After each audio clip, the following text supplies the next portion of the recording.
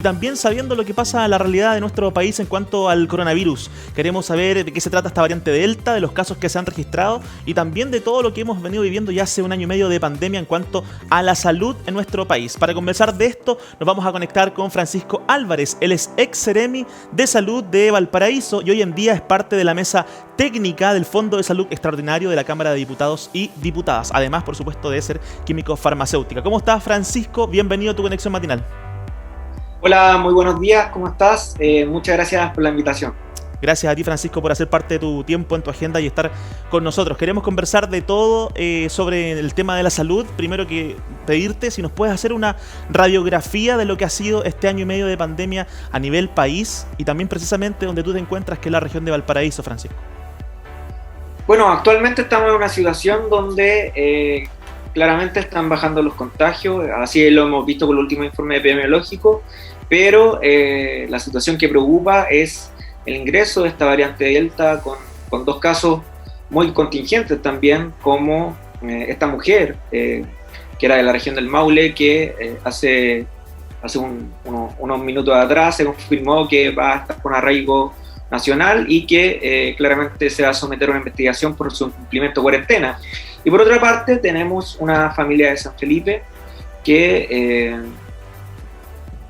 se ha podido conocer de que probablemente tanto la salida del país como el ingreso y claramente saltarse el protocolo sanitario hubiese tenido algún tipo de pituto y que además también incumplieron cuarentena. Nos da la situación de que finalmente los protocolos sanitarios no se están cumpliendo y finalmente, y muy lamentablemente, se está exponiendo a la comunidad y se está comprometiendo la salud pública, no tan solo de la región de Valparaíso, sino que también del país. Ese es el panorama actual y sin duda es importante también que yo creo que lo podamos conversar un poco, hablar, no sé, por ejemplo, de cuáles son los protocolos para poder salir del país o ingresar, que también son importantes a la hora de señalar si las fronteras realmente están cerradas o no. Por supuesto que sí. Hay mucho de qué conversar, Francisco. Te agradecemos por estar con nosotros el día de hoy. Justamente veíamos en pantalla al titular de Radio Bio Bio, que también le agradecemos, que está comentando la noticia que tú recién nos decías, que decretan arraigo nacional contra esta paciente cero de la variante Delta COVID-19 por saltarse los protocolos. Y lo que te quiero preguntar, Francisco, es que con todos estos casos que estamos viendo, es que quizás ha disminuido la sensación de riesgo en la población.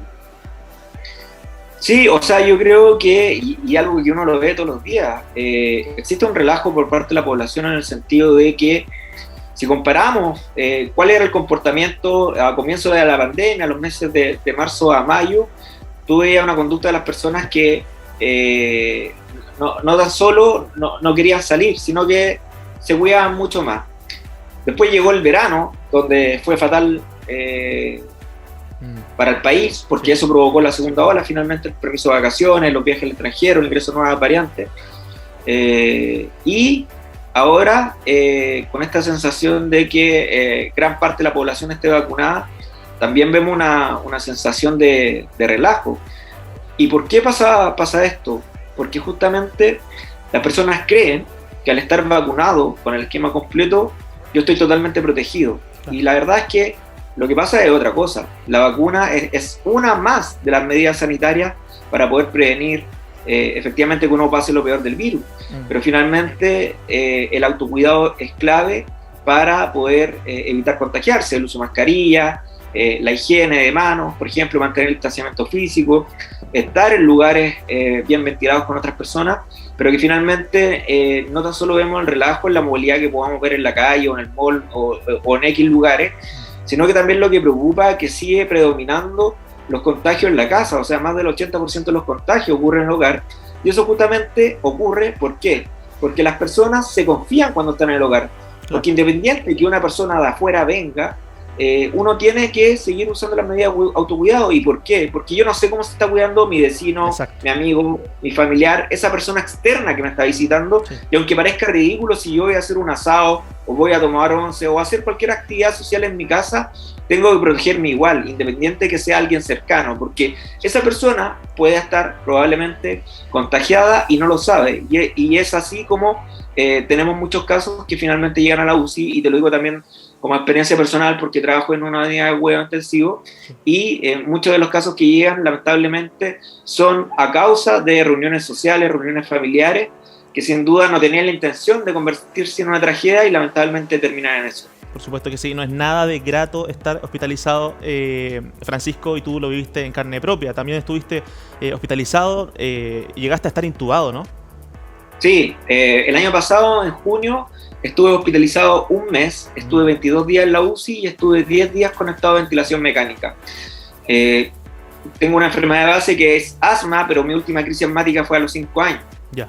Claramente, lo que hace el COVID, sobre todo a las personas que tengan enfermedades crónicas como asma o otras enfermedades respiratorias cardiovasculares, enciende una mecha, que finalmente eso provoca que en tu cuerpo se genera una tormenta y sufran las peores complicaciones del virus. De hecho, yo se lo digo a todos y a todas, que si me hubiese enfrentado a estas nuevas variantes que son mucho más, no tan solo contagiosas, sino que también virulentas y letales, es muy probable que no estaría acá contando. Claro que sí. Francisco, bueno, qué bueno que te recuperaste bien. Eso nos deja contento, por supuesto, y a toda la gente que logra recuperarse de esta terrible enfermedad que estamos viviendo. Francisco, como ex seremi de salud, y estuviste casi en los momentos más complicados de la pandemia ejerciendo ese cargo, ¿cierto? Desde marzo, que comenzó, hasta diciembre del año 2020. ¿Tú sientes que las medidas que se tomaron fueron las medidas idóneas o faltó escuchar otras voces que se estaban manifestando en cuanto a arreglar quizás algunas modificaciones en el plan paso a paso o otras medidas? Yo creo que uno de los grandes problemas fue tomar la mayoría de las decisiones a nivel central. ¿Y eso por qué? Te lo digo, personalmente, a mí me tocó enfrentar el cambio de no tener permiso de vacaciones a permiso de vacaciones. Exacto. Y eso como región del Paraíso nos afectó tremendamente, porque se nos vino toda la región metropolitana prácticamente en el verano, y empezamos a ver señales que ante esas señales debiesen haberse tomado medidas más restrictivas para evitar llegar al marzo que llegamos, que finalmente fue el comienzo de la segunda ola, sino que bastante preocupante. Dentro de ellas estaba estas fiestas clandestinas que se desarrollaron en Zapallar, sí, con un total de más de 60 personas contagiadas. Yo creo que incluso podríamos haber llegado fácilmente a los 100, pero como las personas no querían colaborar con la trazabilidad, tuvimos que hacer también la denuncia al Ministerio Público, y en ese sentido eso ya era una señal que te decía, oye, el verano se va a venir así, hay que tomar medidas, y finalmente no se tomaron. También afectó mucho entre diciembre y enero que se hayan reducido los recursos a la atención primaria en trazabilidad. Eso también afectó bastante y fue parte de la tormenta perfecta respecto al inicio de la segunda ola. Y lo tercero también es que las personas podían viajar al extranjero de vacaciones y ingresaron las nuevas variantes, como por ejemplo la brasileña, que actualmente junto con la variante andina son predominantes en nuestro país. Entonces, finalmente ese conjunto de decisiones sin pertinencia cultural o territorial de cada una de las regiones o de los territorios en específico hace que tengan falencias, y esas falencias claramente, aunque queramos o no, cuestan vida. Claro. Ahora, y lo más increíble de todo esto es este famoso cierre de fronteras que finalmente da la sensación que no funciona. ¿Por qué? Porque para poder salir del país, las principales causales son por razones humanitarias, por razones de salud, por razones de relevancia para el país o por razones de que una persona se vaya a vivir al extranjero. Pero resulta que en los casos como de San Felipe no calza, y por lo tanto, ¿cómo salen esas personas? Y de repente empiezas a conocer, porque me han escrito muchas personas desde la semana pasada hasta ahora, de que tienen conocidos que salieron de vacaciones, tienen conocidos que van a comprar a Estados Unidos y vuelven. Entonces finalmente te da la sensación de que no está la frontera cerrada y por lo tanto el ingreso de variantes no se puede frenar. Y por otra parte, se establecen protocolos sanitarios que al ingreso se deben cumplir, que todas las personas cuando llegan tienen que completar 5 días en un hotel de tránsito o residencia sanitaria, una cuarentena, luego una PCR de salida, y cuando aún así tengan una PCR negativa pueden irse a sus casas para completar cuarentena otros 5 días más. Pero finalmente vemos estos dos casos que no se cumplieron esos protocolos y finalmente queda la sensación de relajo también en el control, como también hay que decirlo, acá también hay mucha responsabilidad de las personas. Claro. O sea, ellos saben que estamos en plena pandemia, que tuvieron la posibilidad de salir y entrar al país y que sin duda fueron también irresponsables, y es por eso que el Ministerio también tiene que tomar, el Ministerio Público tiene que tomar todas las medidas al respecto. Por supuesto que sí. Todo lo que dices, Francisco, lo he podido notar también acá, en las redes sociales. O sea, mucha gente sacándose fotos en lugares maravillosos, paradisíacos, que a todos nos encantaría estar ahí, pero sabemos el contexto en el que estamos, que no se puede y está la frontera cerrada. Sí, sin duda. Entonces eso genera finalmente rabia, impotencia en las personas. Y ahí, ¿sabes lo que finalmente provoca eso? Que las personas, ¿cómo les va a decir que se cuiden, que se queden en la casa? Si finalmente tenemos estas personas que van y vuelven afuera del país, sí, incluso algunas de vacaciones, y más encima comprometen la salud pública de todo un país. Exacto. Francisco, ¿sientes que, bueno, por lo que me cuentas, entre líneas, siento que faltó comunicación quizás por parte de las autoridades durante el año pasado? Yo creo que es importante seguir avanzando en la descentralización de algunas medidas desde el punto de vista sanitario. ¿Por qué? Porque todas las regiones tienen contextos distintos. De hecho, estamos hablando de unidades territoriales que son muy macro, y de hecho hay territorios que también son muy distintos. No es lo mismo el control de la pandemia en un sector rural, que probablemente no tenga un centro de salud cercano, claro, versus lo que pasa en el mundo urbano. No es lo mismo que pase algo, por ejemplo, en Santiago, que dispone de todos los servicios, versus algo que pase en el extremo austral, por ejemplo. Entonces, muchas veces, claro, tratan de tomar medidas desde el punto de vista central y establecen una base, pero, por ejemplo, no había mucho margen para hacer cosas. Nosotros en la región lo que tratamos de hacer mucho más y que provocó que se retrasara, por ejemplo, la llegada de la primera ola en la región de Valparaíso, fue establecer una especie de muralla china para evitar una alta movilidad entre la región metropolitana y la región de Valparaíso, y eso provocó finalmente que la primera ola no comenzara al mismo tiempo que la región metropolitana, porque si eso hubiese ocurrido, las UCI de ambas regiones hubiesen estado colapsadas y claramente la cantidad de fallecidos hubiese sido más alta. De hecho, logramos que eso provocara que llegara 3 semanas más tarde a la región. Pero yo te digo algo específico que pudimos hacer, que fue una medida local, territorial, que la pudimos establecer, pero por ejemplo cosas que queríamos innovar, como no tan solo hacer esta trazabilidad telefónica a través de los call centers que tienen la Seremi, sino que poder abarcar una trazabilidad más bien presencial, porque cuando tú hablas por teléfono queda a la voluntad lo que te dice la persona, pero cuando vas a la casa te das cuenta de otra realidad, y te doy un ejemplo. En Zapallar nos dimos cuenta de eso, que finalmente cuando nosotros íbamos a chequear si la persona estaba cumpliendo la cuarentena, no tan solo no estaba solo, estaba con su familia o sus amigos, personas que ellos negaron haber estado todos juntos. Entonces, el tema de la trazabilidad es una de las cosas que ha costado mucho fortalecerla, y en ese sentido yo creo que hay que seguir trabajando. De hecho, en la mesa técnica del Fondo de Salud Extraordinario que formamos en la Cámara de Diputadas y Diputados, una de las grandes cosas que se habló dentro de las propuestas para poder fortalecer el cortar la cadena de contagio era la trazabilidad. Claro que sí. Bueno, justamente comentando eso de Zapallar, fue bien polémico y lamentable lo que sucedió ahí en esa comuna, Francisco, y hasta hijos de parlamentarios habían en la fiesta, y hasta el día de hoy, una noticia que salió hace muy pocas semanas, ninguno de ellos ha pagado la multa que se les cursó por estar en esas fiestas.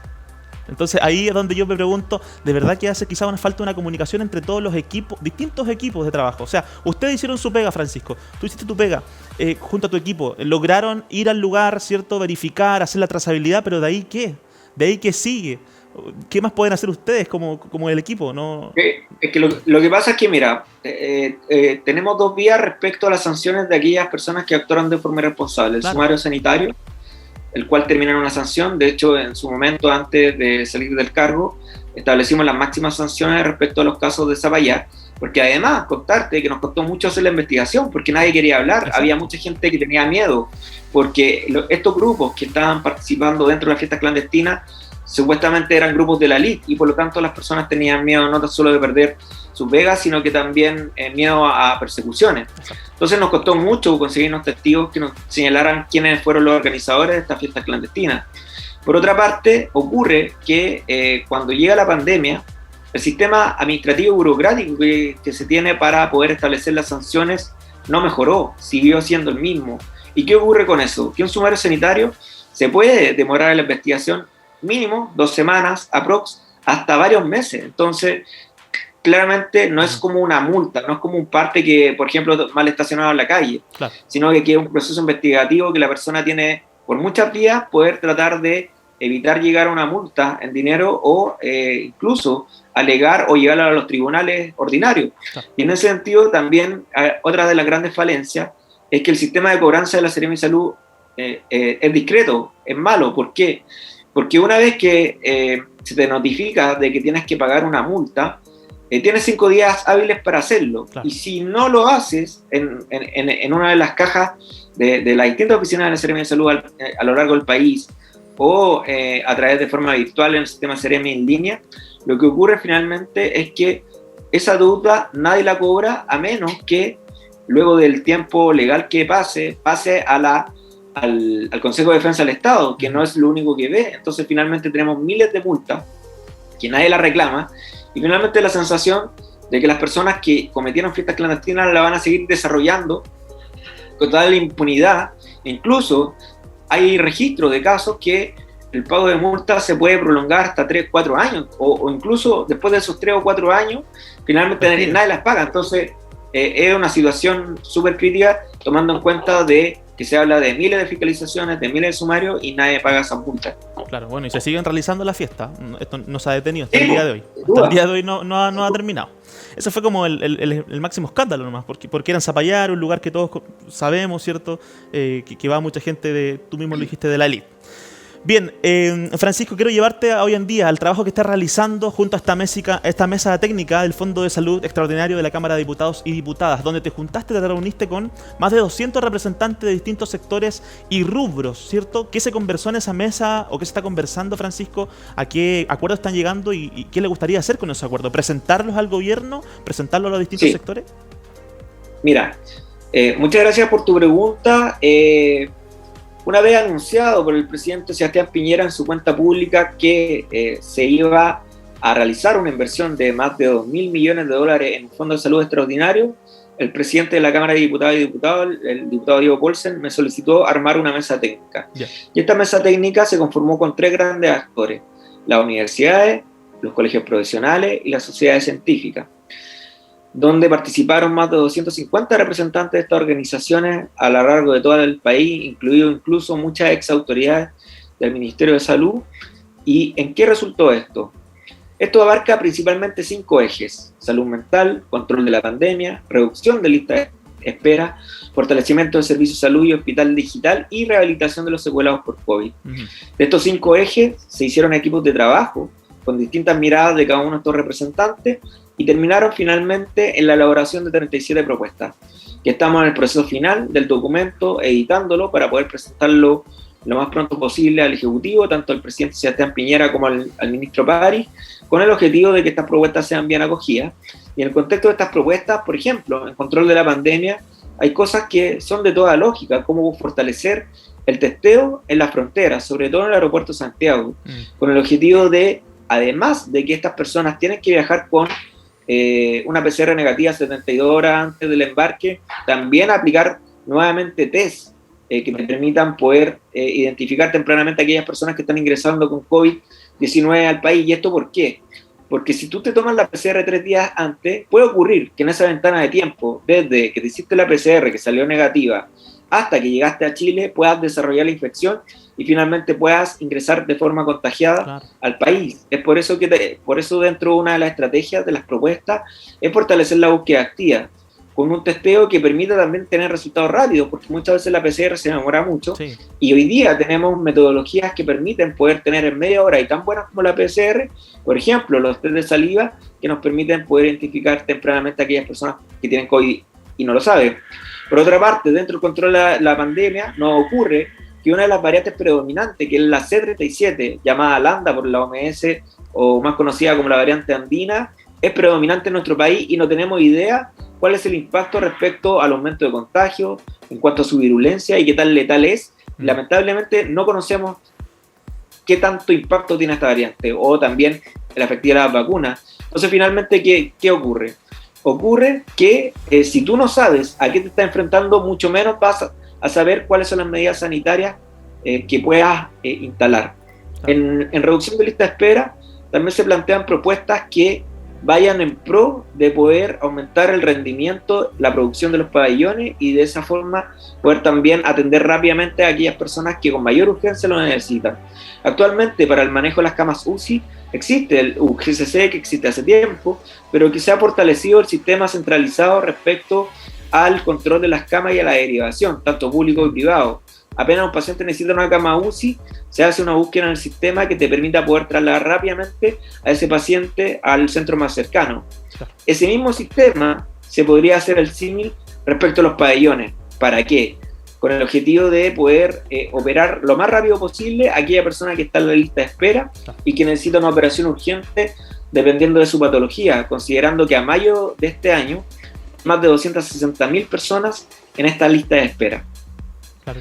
Y dentro de otras medidas, por ejemplo, también está fortalecer la rehabilitación. Uno de los grandes problemas de salud pública es la rehabilitación de los secuelados, porque todavía no está muy bien formalizada, si bien hay algunos recursos disponibles, todavía no está muy bien descrito qué tanto hay que reforzar esto, considerando de que, por ejemplo, una persona que tuvo COVID y síntomas leves puede prolongarse hasta un año la presencia de alguno de los síntomas. Imagínate que a lo menos todas las personas que pasan por UCI con COVID, que es un 5%, esas personas necesitan rehabilitación, que a la fecha son más de 80.000 personas. Entonces, en mi caso, que tuve una rehabilitación de 2 meses, me permitió salir rápidamente de la enfermedad, donde tuve que volver a caminar, volver a hablar, incluso hasta volver a sonreír, pero hay personas que ya llevan un año tratando de recuperarse. Entonces es un factor clave desde el punto de vista de salud pública poder recuperar a esas personas, entre otras propuestas. Sin duda alguna, Francisco. Bueno, hoy día justamente a las 13:30 horas se junta en este balance, ¿cierto?, el ministro París con el presidente Sebastián Piñera a dar a conocer las modificaciones al plan paso a paso. ¿Esperas que algunas de estas propuestas que tú me acabas de dar sean dadas a conocer el día de hoy o esto ya está visto desde antes lo que van a dar a conocer el día de hoy?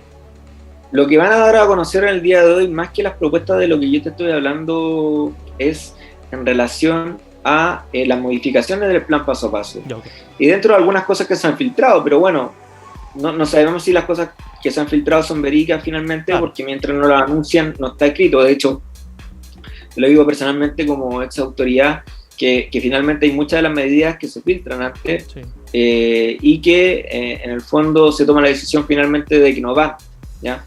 Y en ese sentido, por ejemplo, se está hablando de que van a permitir a lo menos un 25% de los aforos para que las personas vacunadas vayan al estadio. Buena medida, son ¿no? Cosas que... ¿Ah? Buena medida, ¿no? No sé si es buena medida cuando la variante Delta la tiene a la vuelta de la esquina. No sé si es buena medida. ¿Por qué? Porque cuando uno va al estadio, va a ver tu equipo favorito, ¿qué va a pasar? ¿Tú crees que las personas se van a comportar? No, claramente. Sí, pues uno va a pasarlo bien al estadio. Oye, el primer gol, van a evitar el gol exclusivamente, se van a sacar la mascarilla, se van a abrazar todos, entonces el abrazo de la muerte prácticamente puede terminar una celebración en tragedia. Claro que sí. Bueno, agradecerte, Francisco, por haber estado con nosotros, de verdad, gracias por hacerte parte de tu tiempo, por contarnos también lo que se está conversando ahí en la mesa técnica en la Cámara de Diputados y Diputadas, y esperamos pronto tener noticias también de que puedan, ¿cierto?, hacer llegar estas propuestas al presidente Sebastián Piñera, al ministro Enrique París, y tengamos buenas noticias y a cuidarnos todos. Así que, como esa autoridad y como químico farmacéutico, Francisco, tiene las pantallas para que le digas a la gente que nos sigamos cuidando, tomemos conciencia que esto no ha terminado. Para todas las personas que nos están viendo y escuchando, consideren lo siguiente. ¿La vacuna es importante? Sí. El autocuidado también. Pero no se relajen, porque no les quiero decir que hay que convivir con el virus, porque no tenemos por qué estar acostumbrados a convivir con el virus. Pero sí les quiero decir que si usted no se cuida, y sobre todo no se está cuidando en su casa, o no se ha ido a vacunar, lamentablemente, aunque quiera o no, el virus va a llegar a su puerta y finalmente lo que se va a provocar es que usted lamentablemente pueda pasar por lo peor del virus. No queremos que pase eso. Como parte de los equipos de salud no queremos que sigan sufriendo personas lo peor de este virus. Es por eso que es importante que se cuide y ante cualquier duda, por favor, sigan los canales oficiales porque también el acceso a la información es importante. Claro que sí. Francisco Álvarez, muchas gracias por estar con nosotros. Te mando un gran abrazo. Muchas gracias. Igualmente a ustedes, que estén muy bien. Igualmente, Cuídense. buen día. Chau, chau. 11:42. Ahí está Francisco Álvarez, ex seremi de salud de la región de Valparaíso y hoy en día, cierto, parte de la mesa técnica de Fondo de Salud de la Cámara de Diputados y Diputadas. Qué buena conversación, qué bueno tener ese mensaje también por parte de Francisco, que nos comenta que hay que seguir cuidándonos, tomar conciencia. O sea, estamos vacunándonos, estamos avanzando, pero la variante Delta está entre nosotros. La mujer acaba de quedar con arraigo nacional, la que trajo la variante Delta a Chile. Así que a seguir cuidándonos, no nos queda de otra. Vamos a una pausa cortita y ya regresamos con más acá a Tu Conexión Matinal.